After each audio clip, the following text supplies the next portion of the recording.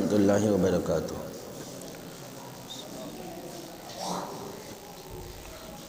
اعوذ باللہ من الشیطان الرجیم، بسم اللہ الرحمن الرحیم۔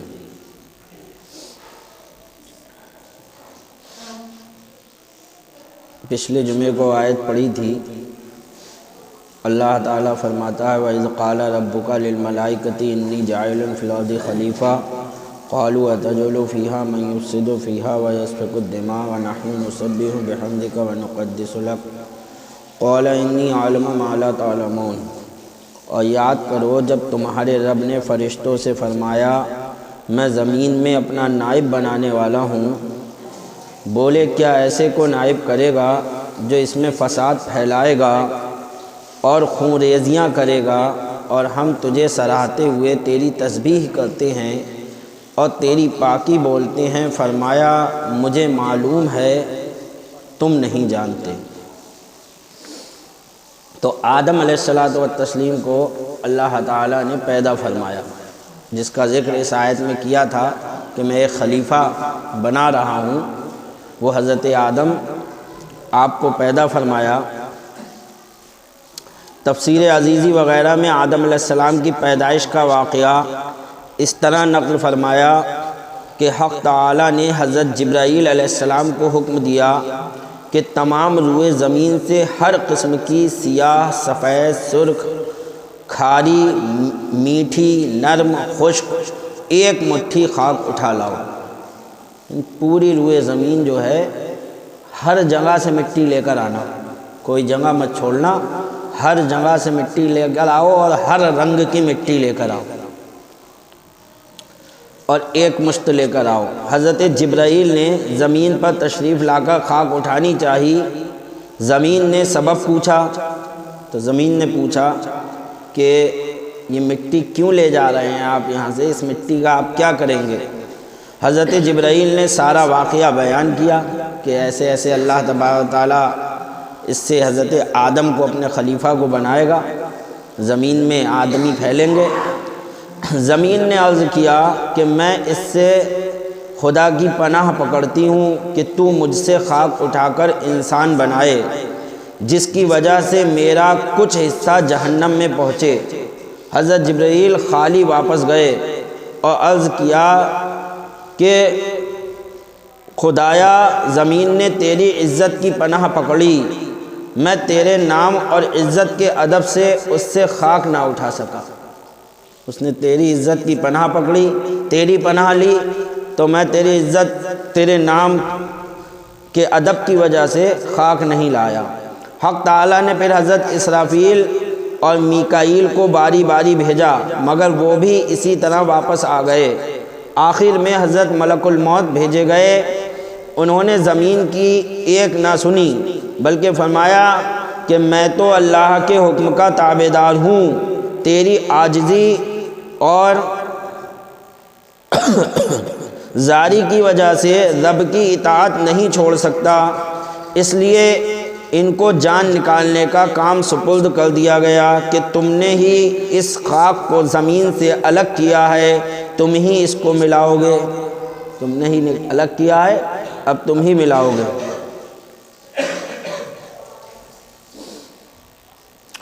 اب انہیں حکم ہوا کہ اس خاک کو وہاں رکھو جہاں آج خانہ کعبہ ہے، جہاں خانہ کعبہ ہے اس جگہ پر حکم ہوا کہ ساری مٹی لے جا کر وہاں رکھ دی جائے جہاں آج کعبہ موجود ہے۔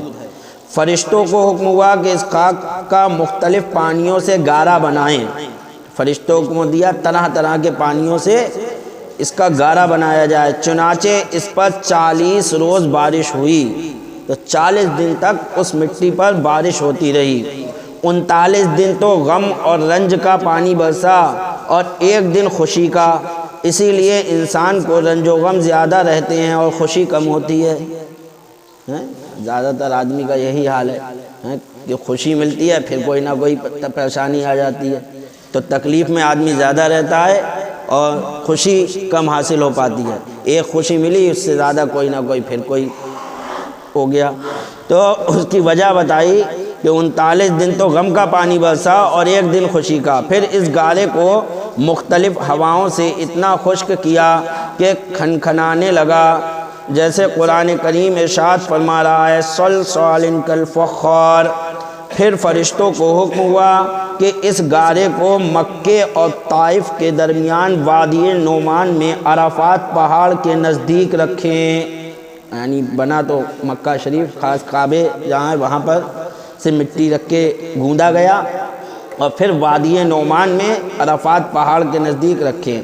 پھر حق تعالیٰ نے خاص اپنے دست قدرت سے اس گارے کو حضرت آدم کا قالب بنایا، تو اللہ تعالیٰ نے اپنے دست قدرت سے اس کو آدم علیہ السلام کا جسم تیار کیا اور ان کی صورت تیار کی۔ فرشتوں نے کبھی ایسی صورت نہ دیکھی تھی، تعجب سے اس کے آس پاس پھرتے تھے، اس کی خوبصورتی سے حیران تھے۔ ابلیس کو بھی اس سارے اعلان وغیرہ کی خبر ہو چکی تھی، وہ بھی اس قالب کو دیکھنے آیا اور اس کے گرد پھر کر بولا کہ اے فرشتوں، تم اسی کا تعجب کرتے ہو؟ یہ تو ایک اندر سے خالی جسم ہے، اس میں کیا ہے؟ دیکھو بالکل کھوکھلا جسم ایک نظر آ رہا ہے، جس میں جگہ جگہ سوراخ ہیں، اور اس کی کمزوری کا یہ حال ہے کہ اگر بھوکا ہو تو گر پڑے، اور اگر خوب سیر ہو جائے تو چل پھر نہ سکے۔ اس قالب خالی سے کچھ نہ ہو سکے گا۔ پھر بولا ہاں، اس کے سینے کی بائیں طرف ایک بند کوٹھری ہے، سب کچھ تو کھوکھلا ہے لیکن سینے کے بائیں طرف ایک کوٹھری سی دکھ رہی ہے، دل پہ نگاہ پڑی اس کے جو ٹھوس تھا، تو کہا بائیں طرف ایک کوٹھری ہے، یہ خبر نہیں کہ اس میں کیا ہے، شاید کہ یہی لطیفہ ربانی کی جگہ ہو جس کی وجہ سے یہ خلافت کا حقدار ہوا۔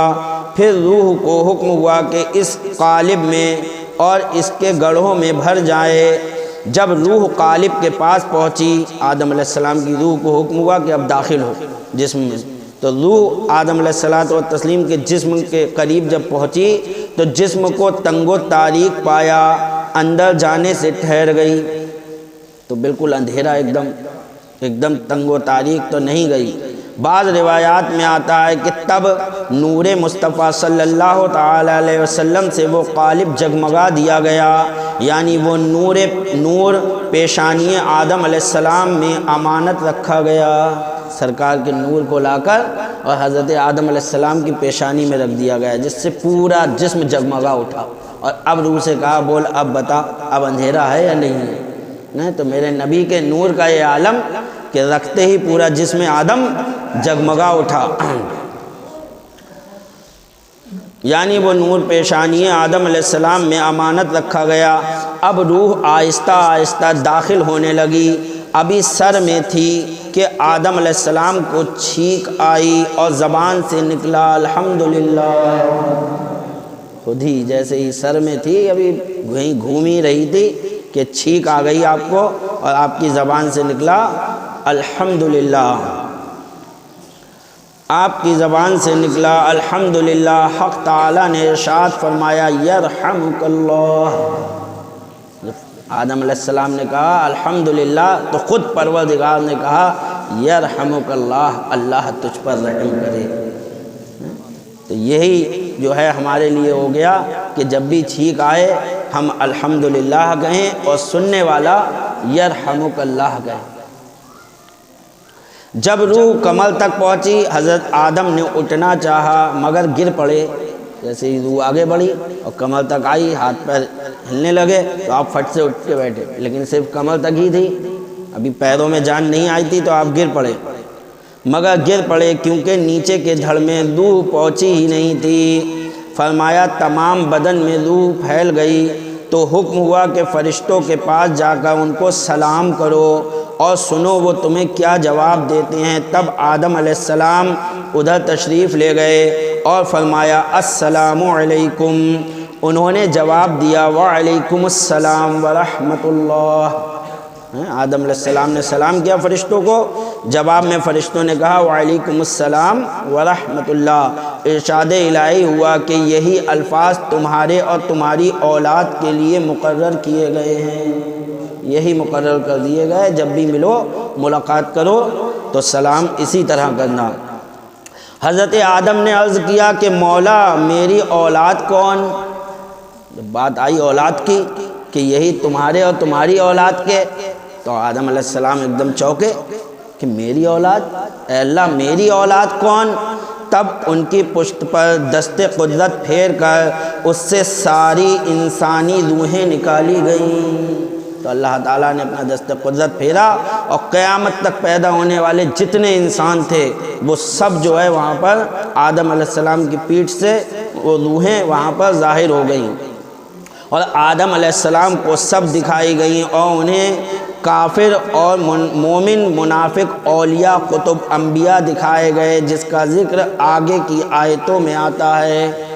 سب دکھا دیا گیا کہ دیکھو یہ تمہاری اولاد ہے، اس میں یہ اتنے لوگ کافر ہیں، یہ سب کفر کریں گے، یہ اتنے لوگ مومن ہیں، یہ سب مسلمان ہوں گے، اس میں یہ لوگ نبی بنیں گے ہیں، اور یہ لوگ جو ہیں یہ ولی ہیں، یہ قطب ہیں، یہ ابدال ہیں۔ سب آدم علیہ السلام کو دکھا دیا گیا تمہاری اولاد میں کون کیا کرے گا اور کس حال پر رہے گا۔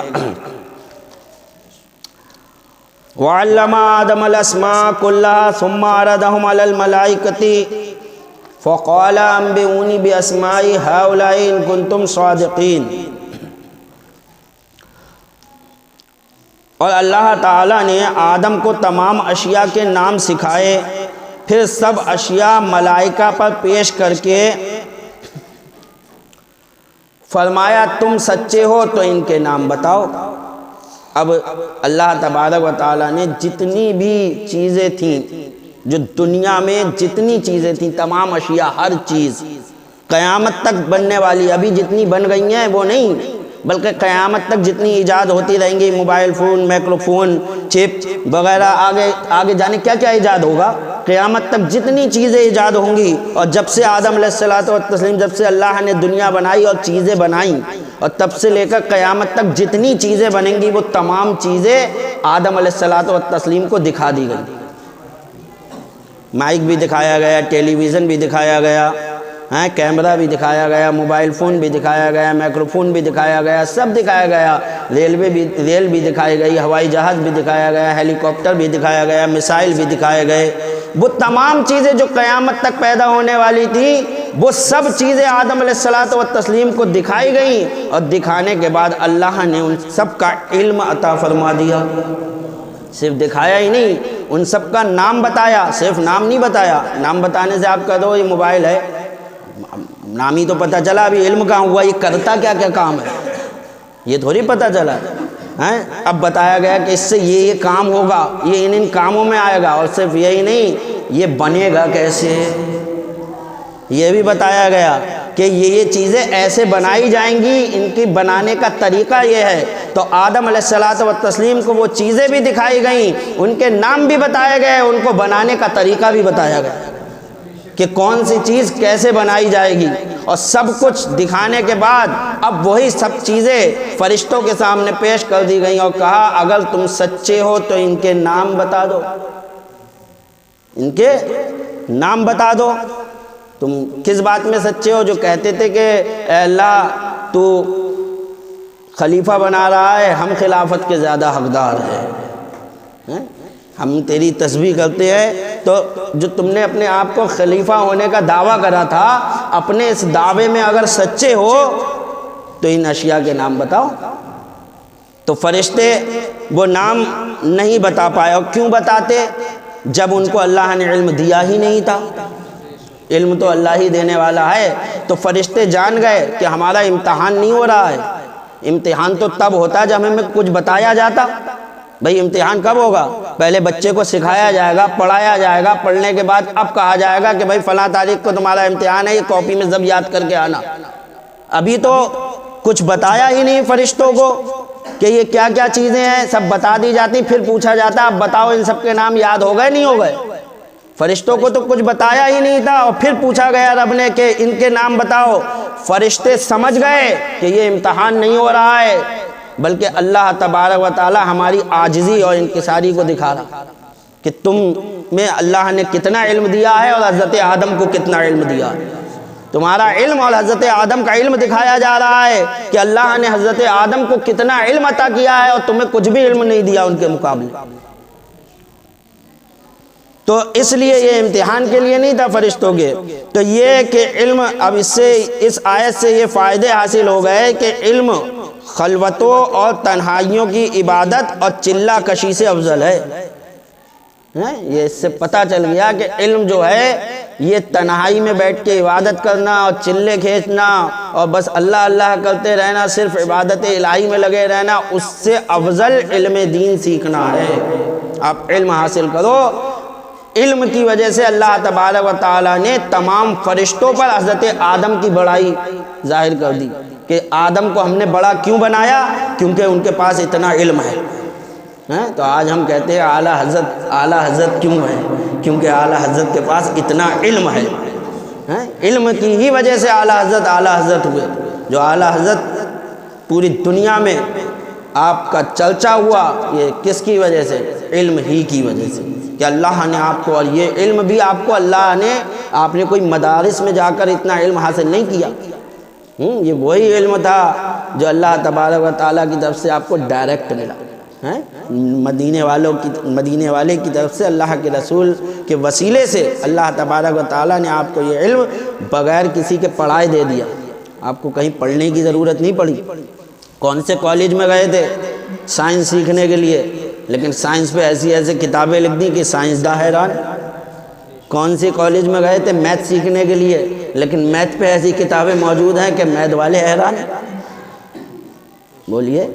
تو یہ سب جو ہے اللہ تبارک و تعالیٰ نے اپنے محبوب کے صدقے میں اعلیٰ حضرت فاضل بریلوی کو عطا کیا. پتہ چلا کہ علم سے ہی آدمی افضل ہوتا ہے.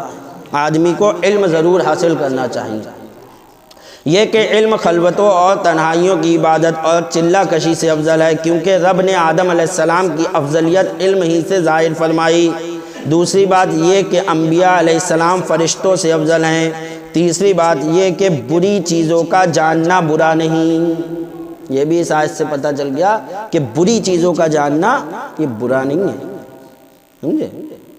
بری چیز کا علم حاصل کر لینا یہ برا نہیں ہے. مثال کے طور پر تاش کے بارے میں معلوم کرنا، تاش کیسے کھیلا جاتا ہے، کیا ہوتا ہے، شطرنج کیسے کھیلا جاتا ہے، کیا ہوتا ہے. اس میں جب تک ہمیں علم نہیں ہوگا ہم اس کے اوپر جو ہے ناجائز اور گناہ کا فتویٰ کیسے لگائیں گے؟ کوئی عالم جب تک اسے علم نہیں ہوگا اس بارے میں کہ یہ چیز ہے کیا. بھئی آ کے کوئی پوچھے کہ امام صاحب فلاں بارے میں بتا دو کہ فلاں جو ہے ایسا فلاں کر رہا ہے، تو پہلے ہم پوچھیں گے فلاں چیز ہے کیا، بتاؤ بھی تو. جب ہمیں اس کا علم ہوگا تو ہم کہیں گے ہاں یہ چیز غلط ہے. تو پتہ چلا بری چیز کا علم حاصل کرنا یہ برا نہیں ہے. علم حاصل کرنے میں کوئی برائی نہیں ہے. تو یہ کہ بری چیزوں کا جاننا برا نہیں، کیونکہ آدم علیہ السلام کو ہر بری بھلی چیز کا علم دیا گیا. ایسا نہیں ہے کہ اچھی چیز، ہر چیز کا علم دیا. جو بری چیزیں ہیں ان کا بھی علم دیا اور جو بھلی ہیں ان کا بھی علم دیا، اور اس سے ان کی افضلیت ظاہر فرمائی گئی. نیز سب سے بری چیز کفر ہے. اب یہ سمجھ لو سب سے بری چیز کیا ہے؟ کفر ہے. اللہ کے ساتھ کسی کو شریک ٹھہرانا یہ سب سے بری چیز ہے. لیکن اس کا بچنے کے لیے سیکھنا فرض ہے. کفر کا سیکھنا کہ کفر ہوتا کیسے ہے، آدمی کیسے کافر ہو جاتا ہے، یہ سیکھنا فرض ہے. اگر سیکھو گے نہیں تو بچو گے کیسے؟ تو سب سے بری چیز کفر ہے، لیکن اس کا علم سیکھنا کہ آدمی کافر کیسے ہوتا ہے یہ ضروری ہے، فرض ہے آپ کے لیے کہ آپ سیکھو گے تبھی تو بچو گے. جب سیکھو گے ہی نہیں تو بچو گے کیسے اس چیز سے. نیز حق تعالیٰ کو بھی بری بھلی باتوں کا علم ہے. اگر بری بات جاننا برا ہوتا تو حق تعالیٰ اس سے پاک ہوتا. لہذا وہابیوں دیوبندیوں کا یہ کہنا کہ بری چیز کا علم حضور صلی اللہ علیہ وسلم کی شان کے خلاف ہے. ہاں یہ بات یوں لانا تھی. جو ہم کہتے ہیں اللہ کے رسول کو غیب کا علم ہے، سب چیزوں کا علم ہے، تو وہاں بھی کہتے ہیں ہاں بری چیزوں کا بھی علم ہے سرکار کو، گندی چیزوں کا بھی علم ہے، زنا کا بھی علم ہے، کوئی زنا کر رہا ہے اس کا بھی علم ہے. تو بری چیز کا علم برا نہیں ہے. سمجھ میں آ گئی؟ یہاں یہ بتانا مقصد تھا کہ وہابیوں کا یہ اعتراض کہ دیوبندیوں کا یہ کہنا کہ بری چیز کا علم حضور صلی اللہ علیہ وسلم کی شان کے خلاف ہے محض غلط ہے. بلکہ علم کسی چیز کا برا نہیں ہوتا ہے، وہ کام برا ہوتا ہے. وہ کام برا ہے لیکن اس کا علم برا نہیں ہے. چوتھے یہ کہ اللہ تعالیٰ نبیوں کو علم لدنی بخشتا ہے، جیسا کہ علامہ سے معلوم ہوا، کہیں ثابت نہیں کہ کوئی نبی کسی کا شاگرد ہوا ہو۔ فقیہ ابو الثمر قندی نے فرمایا کہ عالم کی صحبت میں حاضر ہونے میں 7 فائدے ہیں، خواہ اس سے علم حاصل کرے یا نہ کرے۔ ایک یہ کہ وہ شخص طالب علموں کے زمرے میں شمار کیا جاتا ہے، جو عالم کے پاس بیٹھتا ہے اللہ تعالیٰ اسے طالب علموں کے زمرے میں شمار کرتا ہے اور اس کا ثواب پاتا ہے۔ دوسری یہ کہ جب تک اس مجلس میں بیٹھا رہے گا گناہوں سے بچا رہے گا، جب تک عالم کے پاس بیٹھے گا اس سے گناہ سرزد نہیں ہوں گے، گناہ سے وہ بچا رہے گا۔ یہ کہ جس وقت یہ اپنے گھر سے طلب علم کی نیت سے نکلتا ہے ہر قدم پر نیکی پاتا ہے۔ چوتھے یہ کہ علم کے حلقے میں رحمت الہی نازل ہوتی ہے جس میں یہ بھی شریک ہو جاتا ہے۔ پانچویں یہ کہ یہ علم کا ذکر سنتا ہے جو کہ عبادت ہے۔ چھٹی یہ کہ وہاں جب کوئی مشکل مسئلہ سنتا ہے جو اس کی سمجھ میں نہیں آتا اور اس کا دل تنگ ہوتا ہے تو حق تعالیٰ کے نزدیک منکسر القلوب میں شمار کیا جاتا ہے۔ ساتویں یہ کہ اس کے دل میں علم کی عزت اور جہالت سے نفرت پیدا ہو جاتی ہے۔ عالموں کے پاس بیٹھنے سے اس کے دل میں علم کی محبت اور جہالت سے نفرت پیدا ہو جاتی ہے۔ قالوا سبحانک لا علم لنا الا ما علمتنا انک انت العلیم الحکیم۔ تو جب رب تعالیٰ نے فرشتوں سے کہا بتاؤ تو فرشتے بولے پاکی ہے تجھے، ہمیں کچھ علم نہیں مگر جتنا تو نے ہمیں سکھایا، بس تو نے جتنا سکھایا ہم تو اتنا جانتے ہیں رب، ہم کچھ نہیں جانتے اس سے آگے، جتنا تو نے ہمیں سکھایا۔ بے شک تو ہی علم و حکمت والا ہے، تیرے راز تو ہی جان، تو ہی علم و حکمت والا ہے۔ جب فرشتوں کو حکم ہوا کہ تم ان چیزوں کے نام بتاؤ تو وہ سمجھ گئے کہ اس سے ہمارا امتحان مقصود نہیں ہے، کیونکہ امتحان تو بتائی ہوئی چیز کا لیا جاتا ہے۔ انہوں نے بے دغدغہ اور بلا تعمل اپنی عاجزی کا اقرار کر لیا، مگر اس نفیس طریقے سے کہ سبحان اللہ، بظاہر تو رب کی حمد کی، لیکن اس حمد میں حق تعالیٰ کی صفات کمالیہ اور اپنے قصور کا اقرار کیا، اور یہی توبہ کی حقیقت ہے۔ اور ساتھ ہی ساتھ اپنی عاجزی کو خود اپنی طرف نسبت دی، نہ کہ رب کی طرف، یعنی یہ نہ کہا کہ مولا تو نے ہمیں بہت کم علم دیا، یہ نہیں کہا اللہ تو نے ہمیں بہت کم علم دیا، آدم علیہ السلام کو زیادہ دیا، بلکہ یہ عرض کیا کہ ہم میں اتنے ہی علم کی طاقت تھی جتنا تو نے عطا کیا ہے نہیں، یا اللہ تو نے جتنا عطا کیا ہم تو اتنی تھی، یہ نہیں کہا یا اللہ تو نے ہمیں کم دیا، آدم علیہ السلام کو زیادہ دے دیا اب ہم سے پوچھ رہا ہے۔ اعتراض نہیں کیا رب پر، اور شیطان لعین نے اعتراض کیا۔ قال یا آدم انبئهم باسمائهم فلما انبأهم باسمائهم قال الم اقل لكم انی عالم غیب السماوات والارض وعالم ما تبدون وما کنتم تکتمون۔ فرمایا اے آدم بتا دے انہیں سب اشیاء کے نام۔ جب آدم نے انہیں سب نام بتا دیے فرمایا میں نہ کہتا تھا کہ میں جانتا ہوں آسمانوں اور زمین کی چھپی چیزیں، اور میں جانتا ہوں جو کچھ تم ظاہر کرتے ہو اور جو کچھ تم چھپاتے ہو۔ تو آدم علیہ السلام سے کہا اے آدم آپ بتاؤ، حضرت آدم علیہ السلام نے سب نام بتا دیے جیسا کہ ذکر کیا گیا۔ تو بتایا یہ گیا کہ اللہ تبارک و تعالیٰ نے آدم علیہ السلام کو بنا کر اور ان کی افضلیت کی جو وجہ بتائی وہ علم تھا، اس لیے میرے بھائیوں علم حاصل کرو۔ آج قوم مسلم میں جہالت اتنی بڑھ گئی ہے، دین سے دوری، اور علم بھی یاد رکھو علم جو ہے وہ دین کا ہی علم اصل میں علم ہے۔ دنیا کا علم حاصل کرو، دنیا کا علم حاصل کیا،